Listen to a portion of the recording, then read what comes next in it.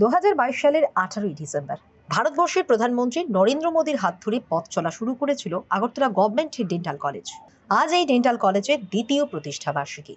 এই উপলক্ষে বুধবার আগরতলা টাউন হলে এক অনুষ্ঠানের আয়োজন করা হয়। উদ্বোধক হিসেবে উপস্থিত ছিলেন রাজ্যের মুখ্যমন্ত্রী প্রফেসর ডক্টর মানিক সাহা। এছাড়া উপস্থিত ছিলেন ত্রিপুরা সরকারি স্বাস্থ্য দপ্তরের additional secretary Rajib Datta, director doctor Sanjib Debbarma, পরিবার কল্যাণ ও প্রিভেন্টিভ মেডিসিনের director doctor Anjan Debbarma, Agartala government dental কলেজের principal professor doctor Shalu Rai সহ অন্যান্যরা। এদিন প্রদীপ প্রজ্বলনের মাধ্যমে অনুষ্ঠানের শুভ সূচনা করেন মুখ্যমন্ত্রী সহ অন্যান্য বিশিষ্টজনেরা। পাশাপাশি এদিন আগরতলা গভর্নমেন্ট ডেন্টাল কলেজের উপরে একটি তথ্যচিত্র প্রদর্শন করা হয়। এরপর কলেজের বিভিন্ন ক্ষেত্রে সফলতা অর্জনকারী ছাত্রছাত্রীদের হাতে পুরস্কার তুলে দেন অনুষ্ঠানের প্রধান অতিথি তথা মুখ্যমন্ত্রী প্রফেসর ডক্টর মানিক সাহা। এদিন অনুষ্ঠানে বক্তব্য রাখতে গিয়ে প্রথমেই এই আগরতলা ডেন্টাল কলেজের প্রতিষ্ঠার পেছনে ইতিহাস স্মৃতিচারণা করেন মুখ্যমন্ত্রী। তিনি বললেন, অনেক বাধা বিপত্তির সম্মুখীন হতে হয়েছে এই কলেজ প্রতিষ্ঠার ক্ষেত্রে। সমস্ত বাধাকে কাটিয়ে এই কলেজ আজ দ্বিতীয় বর্ষে পদার্পণ করলো। এই ডেন্টাল কলেজ আমরা সবাই জানি, এখানে যারা পুরনো যারা ডেন্টাল সার্জন আছে, আমরা কিভাবে ডেন্টাল কলেজ আমরা এখানে তৈরি করলাম। আমার মনে আছে আমি তখন ডেন্টাল অ্যাসোসিয়েশনের আমি সেক্রেটারি ছিলাম। সেখান থেকে আমরা তো বাইরের থেকেই পাস করতে হতো, তখন আমাদের এখানে তো ডেন্টাল কলেজ ছিল না। আর নমিনেশনের মাধ্যমে আমরা যেতাম, একটাই আমাদের সিট ছিল, সেভাবে এখান থেকে যেতাম। আর ভাবতাম যে আমাদের ত্রিপুরাতে কোনোদিন ডেন্টাল কলেজ হবে, কোনোদিন আমরা ভাবিনি। এখানে বিশেষ করে যখন ইভেন নর্থ ইস্টার্ন জোনেও ডেন্টাল কলেজ ছিল না, একটাও। আসামেও কোনো ডেন্টাল কলেজ ছিল না, ইভেন দিল্লিতেও ছিল না। কারণ আমরা যেখানে পড়েছি সেখানে দেখতাম যারা নমিনি দিল্লির থেকে কেউ আসছে, গুয়াহাটির থেকে, আসাম থেকে আসছে, মণিপুর থেকে আসতো, এরকম মানে আস্তে আস্তে করে ডেন্টাল কলেজের সংখ্যা বাড়লো। তা আমরাও ধরে নিলাম যে ওইসব জায়গায় খালি ডেন্টাল কলেজ আছে বা থাকবে, আমাদের এখানে ডেন্টাল কলেজ হবে সেটা স্বপ্নেও ভাবিনি।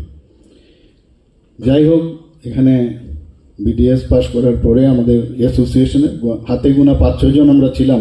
পরবর্তী সময় আরও অনেকে আসলো, কিন্তু একটা মনে মনে একটা ইচ্ছে ছিল যে কেন ত্রিপুরাতে ডেন্টাল কলেজ হবে না। তৎকালীন সময়ে উনি এখন নেই, একজন হেলথ মিনিস্টার ছিলেন। উনি একটা ইন্টারেস্ট ওনার মধ্যে আমি দেখলাম যে ডেন্টাল কলেজ আপনারা চেষ্টা করুন। একদিন আমাকে টেলিফোনে উনি বললেন যে আপনি একটা প্রপোজাল বানিয়ে আমার কাছে আসুন, একটা দেখি ডেন্টাল কলেজ করা যায় কিনা। তো গেলাম, আমার সাথে আমাদের আরও ডেন্টাল অ্যাসোসিয়েশনের 3-4 জন ছিল। আর তৎকালীন সময় একজন তো এখন জীবিত নেই, আমাদের ডাইরেক্টর, তখন ডাইরেক্টর ছিলেন ডিএইচএস, আরেকজন ছিলেন মেডিকেল সুপারিনটেন্ডেন্ট বি.আর. আম্বেদকর। সেখানে যাওয়ার পর মন্ত্রী বাহাদুরের সামনে যখন কথাবার্তা হচ্ছিল, তো দেখলাম একদম নেগেটিভ, মানে কোনো অবস্থায় ডেন্টাল কলেজ এখানে হতে দেবে না। এবং বাক বিতণ্ডা কিন্তু শুরু হয়ে গেল সেখানে। বললাম কেন হবে না? তো একটা সবসময় একটা চেষ্টা ছিল যাতে ডেন্টাল কলেজ এখানে না হয়, মেডিকেল কলেজও ছিল না তখন। মুখ্যমন্ত্রী আরো বললেন, প্রধানমন্ত্রী ডিভাইন প্রকল্পে 202 কোটি টাকা ইতিমধ্যেই অনুমোদন দেওয়া হয়েছে আরেকটি ডেন্টাল কলেজ গড়ে তোলার জন্য। তাছাড়া রাজ্যের চিকিৎসা ব্যবস্থাকে আরো উন্নত করতে প্রতিনিয়তই কাজ করে চলেছে সরকার। খুব শীঘ্রই রাজ্যে আয়ুর্বেদিক হাসপাতাল গড়ে তোলার পাশাপাশি আরো সুপার স্পেশালিটি হাসপাতালও গড়ে তোলা হবে বলে জানান মুখ্যমন্ত্রী। একদিকে সেই দিকে আমরা মানে সেই কাজটা করছি, আরেক দিক দিয়ে একটা জায়গা অলরেডি আমরা দেখে নিয়েছি। সেখানে অলরেডি একটা পার্টির সাথে আমাদের কথা হয়েছে, 700 কোটি টাকা এখানে উনি নিবেশ করবেন। সেখানেও সুপার স্পেশালিটির হসপিটাল এখানে করছেন। আরেকটা হসপিটাল করার জন্য আমি বললাম একদম এক্সট্রিম লেভেলে সুপার স্পেশাল প্রতিটা ডিপার্টমেন্ট ধরে আমি এখানে ডাইরেক্টর সাহেব আছেন এখানে এবং অন্যান্য যারা সুপার স্পেশালিস্ট আছেন তাদেরকে আমি বললাম ডিপার্টমেন্ট ওয়াইজ যে এক একটা ডিপার্টমেন্টে, সেটা ইএনটি হোক, অবসগাইনি হোক, জেনারেল সার্জারি হোক, সব জায়গায় কি কি এক্সট্রিম পর্যায়ে কি ট্রিটমেন্ট হয় সেটা লিস্ট দিই।